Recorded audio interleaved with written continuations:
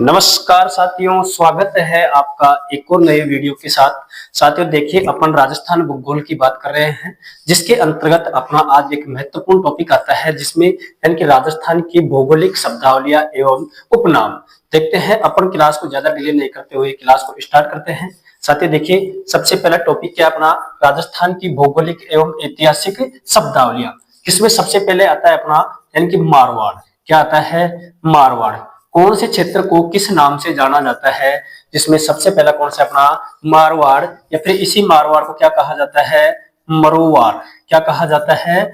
मरुवाड़ के नाम से भी जाना जाता है। मारवाड़ या मरुवाड़, मरु प्रदेश, यानी कि इसको सबसे पहले मरु प्रदेश किसके द्वारा कहा गया? इस मरु प्रदेश किसके द्वारा? एक यात्री था। यात्री कौन है? चीनी यात्री। कौन है? चीनी यात्री। यात्री कौन है? चीनी है। कौन है? हेनसांग। यानी कि हेनसांग को इस मारवाड़ को क्या कहा गया? मरु प्रदेश के नाम से जाना गया। किसके द्वारा? चीनी यात्री हेनसांग के द्वारा। ठीक है। इसके अंतर्गत इस मारवाड़ में कौन सा क्षेत्र आता है? जिसके अंतर्गत पाली संभाग आता है, और कौन सा संभाग आता है? जोधपुर। यानी कि एक तो इसके अंतर्गत जोधपुर संभाग, संभाग कौन सा है? जोधपुर संभाग को इसमें शामिल किया गया है। और दूसरा किसको?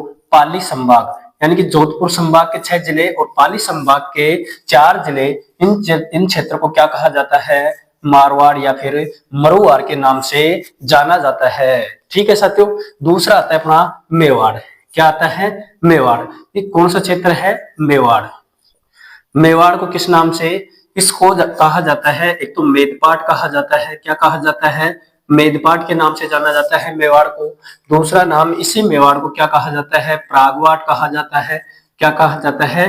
प्रागवाड़ कहा जाता है। और इसी मेवाड़ को सीवी, क्या कहा जाता है? सीवी, कीवी के नाम से भी इस मेवाड़ को जाना जाता है, जो कि प्राचीन काल में इसके क्या है? नाम।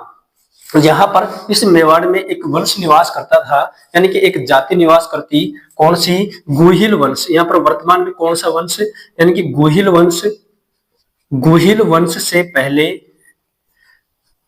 मेद जाति। कौन सी जाति? मेद जाति क्या करती? यहाँ पर निवास। मेद जाति निवास होने के कारण, मेद जाति निवास होने के कारण इसको क्या कहा जाता? मेदपाट या प्रागवाट, या फिर इसको सीवी कीवी के नाम से जाना जाता। किसको? इस मेवाड़ क्षेत्र को। ठीक है साथियों। यानी कि कौन सा वंश निवास करता है यहाँ पर? गोइल वंश। यहाँ पर जाति कौन सी थी? मेद जाति। यानी इस मेद जाति के कारण इसको क्या कहा गया? मेवाड़, या फिर इसको क्या कहा गया? प्रागवाड़। ठीक है साथियों। यहाँ पर वर्तमान में कौन सा क्षेत्र आता है जिसके अंतर्गत? यानी कि उदयपुर संभाग। कौन सा क्षेत्र? उदयपुर संभाग। अब उदयपुर संभाग के अंतर्गत कौन सा क्षेत्र आता है? जिसमें आता है उदयपुर है, उदय, राजसमंद, चित्तौड़गढ़, भीलवाड़ा, सलूम्बर वगैरह जिले आते हैं इसके अंतर्गत। किसमें? इस मेवाड़ क्षेत्र के अंतर्गत। मेदपाट कहलाता है, प्रागवाड़ कहते हैं, सेवी कीवी कहते हैं। गुइल वंश से यहाँ पर पहले कौन सी जाति निवास करती? यानी कि एक जाति थी मेद जाति। इस मेद जाति के कारण इस मेवाड़ क्षेत्र को मेदपाट के नाम से जाना गया है। ठीक है साथियों। फिर आता है वागड़। यानी कि तीसरा कौन सा है? वागड़। वागड़ क्षेत्र राजस्थान का, यानी कि जो दक्षिणी भाग है, राजस्थान का दक्षिणी भूभाग। कहां का? राजस्थान का दक्षिणी भूभाग। राजस्थान का दक्षिणी भूभाग किस नाम से जाना गया? वागड़ क्षेत्र का। और इस वागड़ क्षेत्र में सामान्यतः 2 जिले आते हैं, जिसमें एक तो आता है डूंगरपुर। एक कौन सा है? डूंगरपुर। और दूसरा कौन सा है? बांसवाड़ा। यानी कि डूंगरपुर बांसवाड़ा वाला जो राजस्थान का सबसे दक्षिणी क्षेत्र है, उसको किस नाम से जाना गया? वागड़ क्षेत्र के नाम से जाना गया। ठीक है साथियों। राजस्थान का दक्षिणी भूभाग वागड़ प्रदेश कहलाता है। अब एक चौथा लास्ट इसमें आता है, चौथा आता है हाड़ौती। कौन सा? हाड़ौती। हाड़ा वंशीय शासकों के कारण। कौन सा? हाड़ा वंशीय शासक। कौन से वंश के शासक रहते हैं यहाँ पर?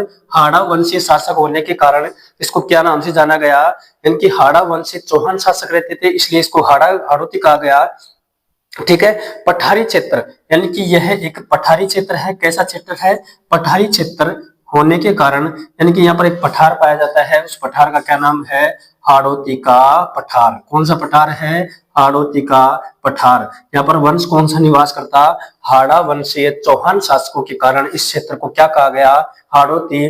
और इस हाड़ौती के अंतर्गत कौन सा, यानी कि कोटा संभाग, कौन सा क्षेत्र आता है? कोटा संभाग जो है वहां पर उसको क्या कहा गया? यानी कि हाड़ौती क्षेत्र के नाम से जाना गया है। ठीक है साथियों, यहां तक आपको समझ में आया होगा। अगली अपनी भौगोलिक आती है, यानी कि क्या है? अगला क्षेत्र कौन सा है? बांगर। अगला क्या है? बांगर। बांगर क्या है? अरावली का, किसका? अरावली का पश्चिमी भूभाग। कैसा भाग? पश्चिमी भूभाग। यानी कि अरावली का पश्चिमी भूभाग, जहां पर पुरानी मृदा, पुरानी जलोढ़ मृदा पाई जाती है। क्या है? समझिए एक बार इसको। यानी कि इस बांगर प्रदेश किसको कहा जाता है? अरावली का जो पश्चिमी भूभाग है उसमें कैसी मृदा, यानी कि जो पुरानी जलोढ़ मृदा पाई जाती है उसको क्या कहा जाता है? यानी कि बांगर के नाम से जाना जाता है। ठीक है साथियों, इसके अंतर्गत क्षेत्र कौन सा आता है? नागौर वाला क्षेत्र आता है। नागौर, पाली, ठीक है, झुंझुनू, झुंझुनू। यानी कि ये वाला क्षेत्र जो अरावली पर्वतमाला के जो पश्चिमी भूभाग में स्थित है उसको किस नाम से? इस बांगर के नाम से पहचाना गया है। एक आता है मेरवाड़ा। कौन सा वाड़ा? मेरवाड़ा। इस मेरवाड़ा में कौन सी जाति? यानी कि मेर जाति का बाहुल्य क्षेत्र। कैसी, कौन सी जाति है? मेर जाति। मेर जाति का क्या है यहाँ पर? बाहुल्य क्षेत्र। यानी कि मेर जाति का बाहुल्य क्षेत्र। और कैसा, यानी कि पर्वतीय क्षेत्र है। कैसा है? पर्वतीय क्षेत्र। यानी कि मेर जाति का जो पर्वतीय क्षेत्र है उसको किस नाम से जाना गया? इस मेरवाड़ा के नाम से। और इस मेरवाड़ा में अजमेर, अजमेर, फिर कौन सा आता है? ब्यावर, ब्यावर प्लस में केकड़ी। इन क्षेत्र में, यानी कि इन जलों का जो क्षेत्र का समूह है उसको किस नाम से जाना गया? मेरवाड़ा के नाम से। अगला आता है अपना राहट या अहिरवाटी। कौन सा है? राठ, राठ या अहिरवाटी। यानी कि राठ या अहिरवाटी किस क्षेत्र को कहते हैं? राठ और अहिरवाटी। यानी कि अहिर यदुवंशीय क्षेत्र। यानी कि कौन सा है यहाँ पर? अहिर यदुवंशीय बाहुल्य क्षेत्र। अहिर यदुवंशीय बाहुल्य क्षेत्र जिस क्षेत्र में है उसको क्या कहा गया? राठ या फिर अहिरवाटी। और इसका क्षेत्र कहां से आता है? कोटपुतली से, यानी कि कोटपुतली से बानसूर वाला क्षेत्र। कौन सा? कोटपुतली से बानसूर तक का क्षेत्र किस नाम से जाना गया? अहिरवाटी या फिर राहट के नाम से जाना गया। कौन सा क्षेत्र? जहां पर अहिर यदुवंशीय बाहुल्य क्षेत्र है, जिसके अंतर्गत कोटपुतली से कहां तक का क्षेत्र? बानसूर तक का क्षेत्र किस नाम से? अहिरवाट या फिर राठ के नाम से जाना गया। एक है राठ क्षेत्र। कौन सा क्षेत्र? राठ। यानी कि अरावली का पश्चिमी भाग जहां 25 सेंटीमीटर से कम वर्षा, यानी कि अरावली का पश्चिमी भाग जहां 25 सेंटीमीटर, यानी कि कितना सेंटीमीटर? 25 सेंटीमीटर से कम क्या होती है? कम वर्षा वाला क्षेत्र। वर्षा वाला क्षेत्र किस नाम से जाना गया? राठ क्षेत्र के नाम से। यानी कि अरावली का जो पश्चिमी भाग है जहां पर कितनी सेंटीमीटर? 25 सेंटीमीटर से क्या होती है? कम वर्षा। ठीक है। एक आता है साथियों थली। थली क्या है? यानी कि मरुस्थल का, किसका? मरुस्थल का ऊपर उठा हुआ भाग। यानी कि मरुस्थल का ऊपर उठा हुआ भाग, मरुस्थल का ऊपर उठा हुआ भाग किस नाम से जाना जाता है? इसे थली के नाम से। थली किसको कहते हैं? जैसे मरुस्थल है अपने पश्चिमी राजस्थान के अंतर्गत, जो उसका ऊपर जो उठा हुआ भाग है उसको किस नाम से जाना गया? इसे थली के नाम से इसको जाना गया है। इस थली के अंतर्गत बीकानेर, चूरू, इसके अंतर्गत एक तो बीकानेर, चूरू और कौन सा? जो नागौर क्षेत्र का जो हिस्सा है उसमें क्या पाई जाती है, थली कहा जाता है इसको। ठीक है साथियों, यहां तक आपको समझ में आया होगा। ठीक है, अगला देखते हैं बोराट। कौन सा है, बोराट। बोराट क्षेत्र किसको कहा जाता है, यानी कि गोगुंदा उदयपुर। बोराट का क्षेत्र गोगुंदा उदयपुर से, यानी कि गोगुंदा, गोगुंदा कहां पर है, उदयपुर, उदयपुर से, यानी कि गोगुंदा उदयपुर से कुंभलगढ़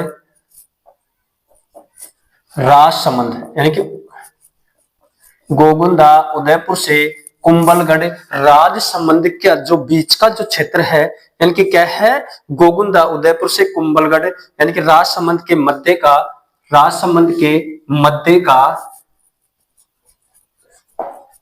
पठारी भाग, पठारी भाग क्या कहलाता है, बोराट का पठार कहते हैं इसको। किसका, बोराट का। एक आता है भोमट,